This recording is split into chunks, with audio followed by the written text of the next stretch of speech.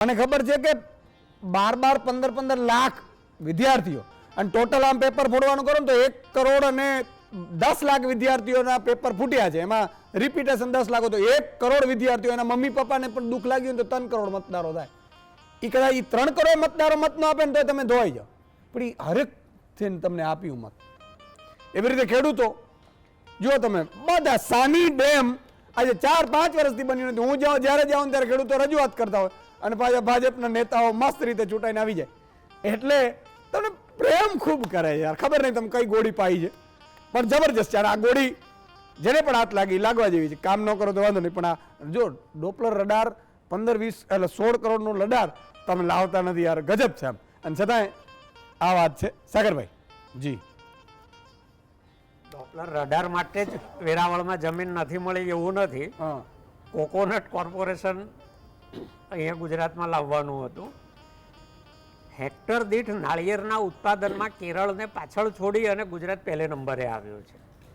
એટલે ખેડૂતો પોતાનો શ્રમ કરે છે, પોતે ઉત્પાદન વધારે છે, પરંતુ એના માટેનું જે કોકોનટ કોર્પોરેશન ભારત સરકારનું, એને માટે ગુજરાત સરકાર પાસે જમીન નહોતી.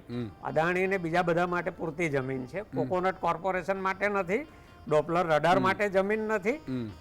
ખેર, હાલ જે વચ્ચેના ગાળાની વાત છે, હાઇટસની વાત છે, અહીંયા આપણે ચર્ચા કરીએ છીએ. વાસ્તવિકતા એવી છે કે જે ખેડૂતો પાસે સિંચાઈની સગવડો હોય છે એ 15 મેની આસપાસ પોતાના કપાસનું વાવેતર કરી દે છે. અને ઓલમોસ્ટ ઘણા બધા ખેડૂતોએ જેને ટ્યુબવેલમાં કે બીજે પાણી છે એ લોકોએ કપાસનું વાવેતર કરી દીધું છે. એ પાણી એટલું નથી હોતું કે 3-4 પિયત કરી શકે. હવે જો 35-40 દિવસનો ડ્રાય સ્પેલ જાય તો એમનું બિયારણ, ખાતર, દવા બધું માથે પડવાનું છે. જ્યાં સુધી રાસાયણિક દવાઓની વાત છે તો એ ખેડૂતની દિવસે દિવસે મજબૂરી થતી જાય છે. ટેમ્પરેચરમાં જે વધઘટ થાય છે એને કારણે નવા પ્રકારની જીવાતો ઊભી થાય છે. અને એ જીવાતો સામે રક્ષણ મેળવવા માટે ઈચ્છે કે ના ઈચ્છે ખેડૂતે આ પ્રકારના રાસાયણિક દવાઓ વાપરવી પડે છે.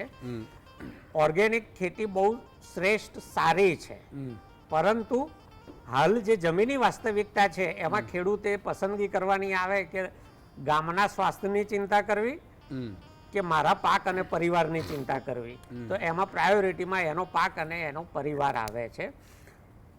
આ જે વૈશ્વિક સ્તરે આ સમસ્યા છે, પર્યાવરણ બદલાઈ રહ્યું છે. અહીંયા ક્લાઇમેટ ચેન્જ વિભાગ છે, તો ક્લાઇમેટ ચેન્જ વિભાગ પાસે ક્લાઇમેટ મિટિગેશન ફંડ છે, જે પર્યાવરણીય અસરોને કારણે આવા નરી આંખે નહીં દેખાતા નુકસાનો થાય એ ચકાસવા માટે real time data management system છે ગુજરાત પાસે? નથી. તો તમારી પાસે real time data management system નથી, તમારી પાસે ક્લાઇમેટ મિટિગેશન ફંડ નથી, તમારી પાસે પૂરતો સ્ટાફ નથી, તમારી પાસે ખેડૂતો માટે કોઈ પાક વીમાની યોજના નથી. જ્યારે કંઈ પણ થાય તો એક જ ડિઝાસ્ટર રિલીફ ફંડમાંથી આપવાના પૈસા. શું? 5800 રૂપિયા હેક્ટર. તો વૈજ્ઞાનિકોનું કામ કરે છે, ખેડૂતોનું કામ કરે છે. બધાના સહિયારા પાપે દુનિયાનું પર્યાવરણ પલટાઈ રહ્યું છે. એની અસર ખેતી ઉપર, પાકની પેટર્ન ઉપર, પાકના સમયગાળા ઉપર, બધા ઉપર થઈ રહી છે.